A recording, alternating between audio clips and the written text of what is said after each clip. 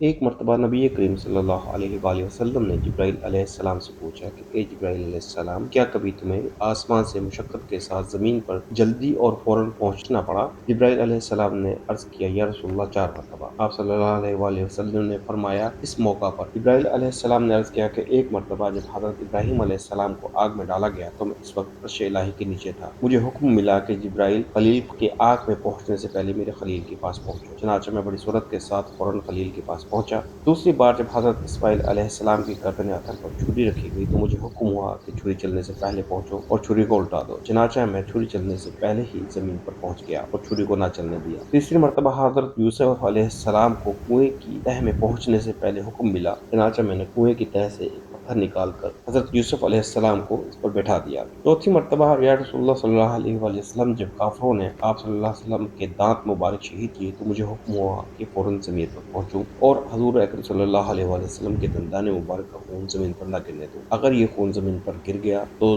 قیامت تک زمین سے نہ کوئی سبزی اگے گی اور نہ کوئی درخت۔ چنانچہ میں بڑی تیزی کے ساتھ زمین پر پہنچا اور آپ صلی اللہ علیہ وآلہ وسلم کے خون مبارک کو اپنے ہاتھوں پر لے